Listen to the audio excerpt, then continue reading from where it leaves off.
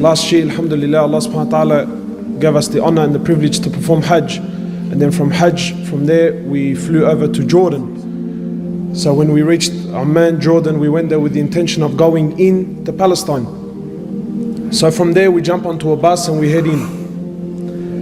And as you get to the borders, you see the Israeli flag stands extremely high. And subhanAllah, automatically, your heart starts to beat. You know, because hearing is not like seeing. So you enter this place and you go through this whirlpool of emotions. Some of it is anger, some of it is fear, some of it is frustration. So you get to the borders, and keep in mind, you're an Australian, you got an Australian passport, and you get there, and wallahi, from as soon as you see them for the first time, it's like something enters the heart. It's like a poison enters the system. And from as soon as you make contact with them, no smiles, no welcomes, no nothing whatsoever, you're automatically made to feel like an outcast. So you get to the border there, they take you off the bus, you walk in, and you sit for an hour, 2, 3, 4, 5, 6, 7, 8, and you haven't been questioned yet.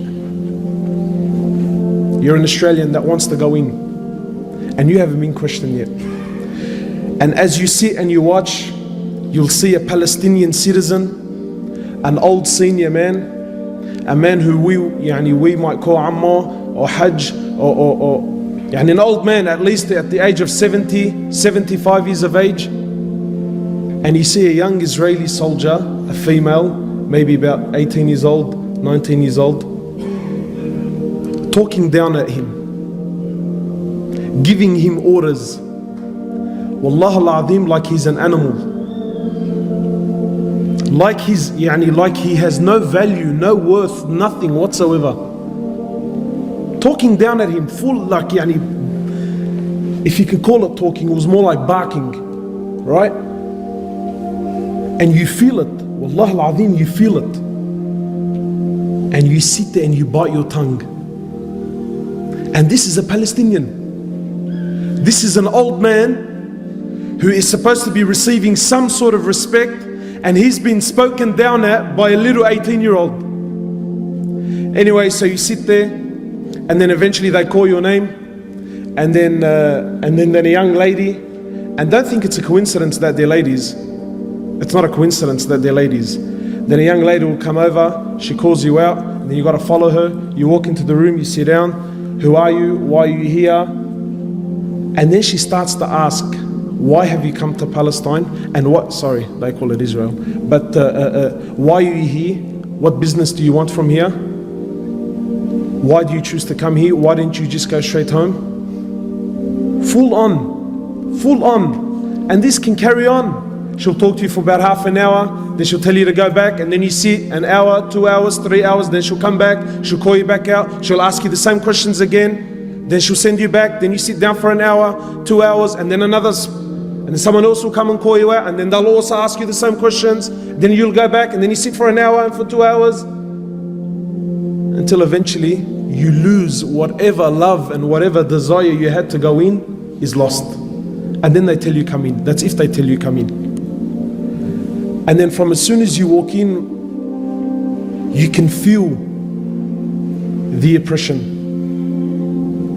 You travel on their roads, and for kilometers on end, concrete high walls for kilometers and kilometers and kilometers separating.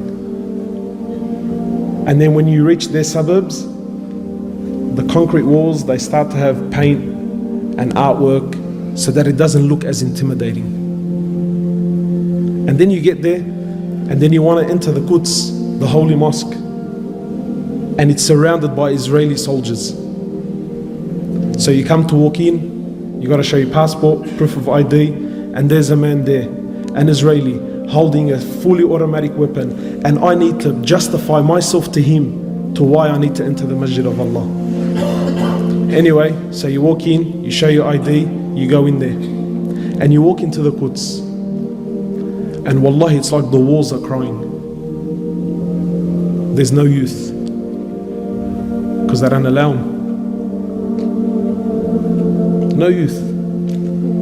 You walk in and they have a stand, a glass stand with a collection of bombs, grenades, shells, things that have been fired into the masjid over the period of years. You look at the shells made in the USA. Anyway, so you pray your Isha, and maybe now you're thinking, maybe I'll stay and make some dua. No, you can't stay, brother. Why? Because they got to lock up the masjid. 9:30, everyone's got to get out. But who does the final inspection? They do. Do you think they honor the masjid and take their shoes off? They walk in. And while all this is you can absolutely say nothing. And then you speak to the local and you tell him, how come, how come where's all the Muslims? How come there isn't more people? He tells you, brother, I have to show my passport and my ID 5 times before I reach the doors of the masjid. This is a citizen. He has to show his ID and his passport 5 times before he can reach the masjid. And if he forgets it, so let's just say he's forgotten, right? He can get charged. He falls into harm. You imagine, in this country, you cannot travel from Lakemba to say Lakemba to Darwich. Say from Lakemba to Darwich. You get stopped twice. This is for the citizen, never mind the tourist. The citizen, his own country, he gets stopped twice. And twice he has to stop, prove who he is, get out of the car. If his wife is with him, she also has to get out of the car. The car's got to get inspected every single day. And if this brother has to go to Darwich twice, 3 times, 4 times, it's the same guard. He's seen him the first time. He's seen him a couple of hours ago. Him, his wife, his kids have to get out of the car and they have to inspect. But it gets worse. It gets worse. So we're traveling along the highway and you see this beautiful land of Palestine. And in the midst you see this odd object, this object that has nothing to do with the surroundings. And it's a container. Just a container that's sitting in the middle of bush. You think, how did that possibly get there? You know what it is, brothers? It's Palestinian land that some Jewish person puts his container on there, but it doesn't do anything. And it sits for a month, 2, 3, a year, 2 years, until it becomes normal to you. Until the Palestinians no longer question the container. And then what does he do? He builds a house there. It's become his land. That blunt, it's not, it's bluntly.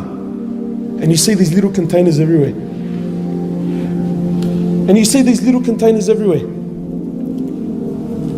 My time is almost up. I'll share just a few things with you. When we went to Masjid al-Khalil, that's where our Prophet Ibrahim alayhi salatu wasalam is buried. This isn't, I'm not trying to put spices here. This is history, you can look it up. Masjid al-Khalil was a masjid that belongs to the Muslims.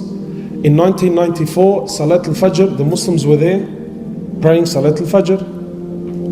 A Jew from the States, a doctor, walks in and opens fire to the Muslims that were praying. While in sujood, kills 30 and wounds 125. So what do you think happened? I'll tell you what happened. They closed off the mosque. They made an investigation. You know what the result of the investigation was? They turned half of it into a synagogue. And this, whatever you want to call him, his grave became a shrine. And extremist Jews used to go there and make pilgrimage at his grave. A hero. You know, my brothers, wallahi, when you visit Palestine, it's not like hearing about it and seeing it on TV. You see the oppression in the eyes of the Muslims. Wallahi, you see it. And you can see in their eyes that they've given hope in the Muslims. Wallahi, there are so many experiences that I wish I could share with you, but my time is short. But finally, the reality is that they want you to forget about Palestine. And that's the truth. They don't want you, they don't want your money, they don't want your tourism, they want nothing. You and this place needs to finish. And so long as this place is not in the eyes of the Muslims, it's not in the hearts of the Muslims, then for them this is good. Have you ever asked yourself, why is it we know so little about Palestine? I'll end with this. This was a request of the Imam of Masjid al-Quds. He said to me, please go back and tell the youth of Islam to come and visit this place.